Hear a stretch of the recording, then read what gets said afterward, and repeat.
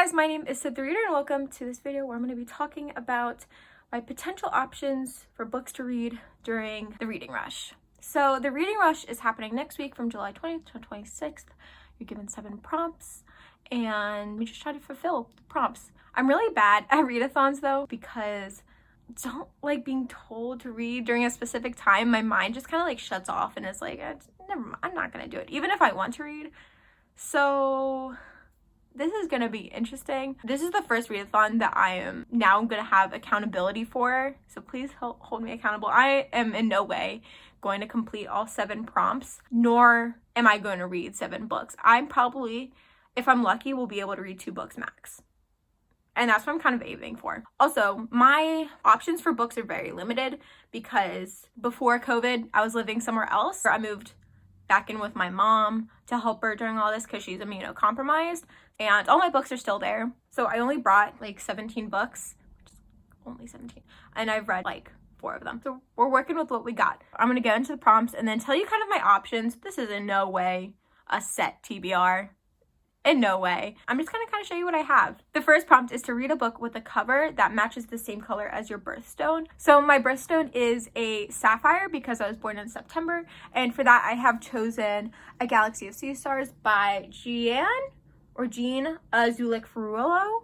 I'm sorry if I've butchered that. This is a middle grade book about a girl named Izzy whose father has been deployed to Afghanistan, and he invites his interpreter's family to live in the upstairs apartment of the house that Izzy lives in. And there's an 11-year-old girl named Satara, and Satara wears her hijab and doesn't eat the food at the cafeteria, and Izzy doesn't know what to make of that. I'm so excited for this one. I got this actually the first day it came out. I was working at a bookstore and I was doing like the early shift where I was stocking the books, and I saw it and I was like, you know what?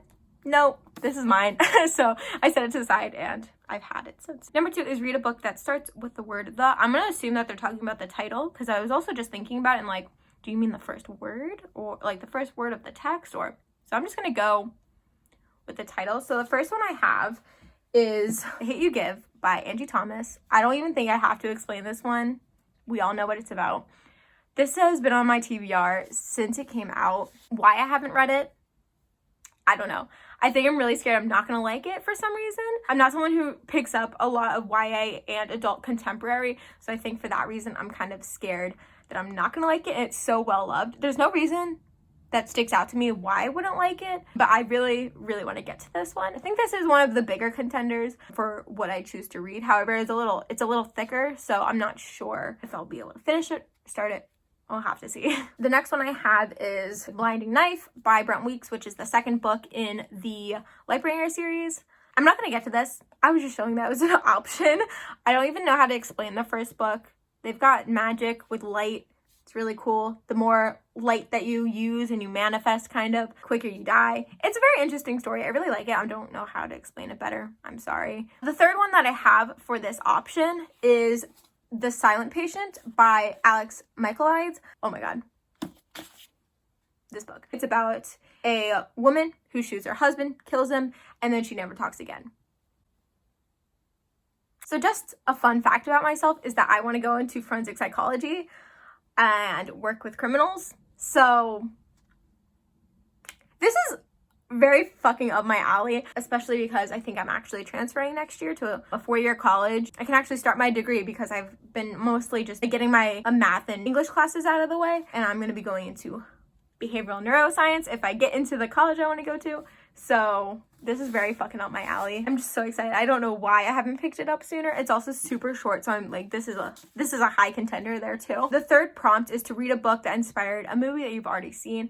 I don't have one for this one because I don't watch movies. Is that controversial? I don't watch movies. The fourth one is read the first book you touch, and that's going to be announced. I do plan on maybe filming a little bit of a reading vlog for it, so maybe if I decide to do that prompt, I can choose between a few books. Number 5 is to read a book completely outside of your house. I am fortunate enough to be able to do this challenge if I choose to. I have 2 books for this one. I've decided to go between 2 short books, and that will be The Silent Patient, again, And then the other one is This Is How You Lose the Time War by Amal El Matar and Max Gladstone. I'm really sorry if I butchered any of those names.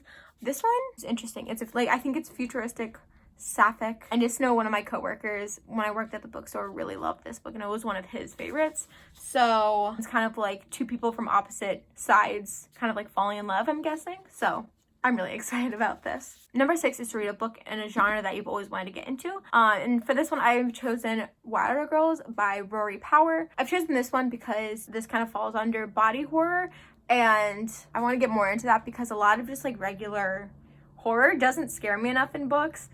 Like, I'm just kind of like, yeah, that's kind of okay. But I feel like body horror will freak me out a bit more, so I'm really excited for this one too. It's set on an island in an all-girl boarding school, and this virus gets in and starts killing off the teachers, and then once it gets to the girls, I think their bodies start deforming and going kind of haywire. What makes me more excited to read it is that people have had to put it down because it gets too weird, and that's what I'm looking for, because I want it to be that fucked up. So I'm really excited about it. Number 7 is read a book that takes place in a different continent that you live in.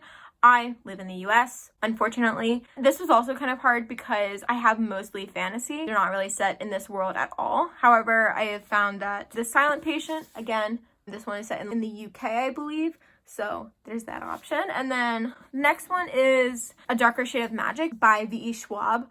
This one takes place types of Londons. So there's that one. I really don't know much about this one besides this guy can travel between 4 different types of Londons. This is also a book I've had since it came out. I think it was like one of the first books I bought because of BookTube.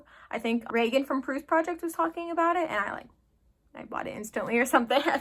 So weird. I really want to get into it. However, V.E. Schwab has been a little iffy lately, so the final one, it's just kind of a stretch, is Wilder Girls. This one's kind of a stretch, but when I was looking up to like try to find where it took place, they just said it was an island. So, and off of where? I don't know. So those were all 7 prompts. I'm now going to talk about my like top 4 contenders, the ones that I think I will be able to accomplish 1 or 2 of because of either the length or my excitement for it. So that is going to be This Is How You Lose the Time War, The Hate You Give, A Galaxy of Sea Stars, and The Silent Patient. I decided just to show all of the books I had options for instead of just those 4, just in case like my mind decides to switch. And I have more options basically. I'm really excited for Reading Rush. I'm really hoping I can like stay on top of it. Thank you guys so much for watching. If you guys have a good day, and I'll see you next time. Bye.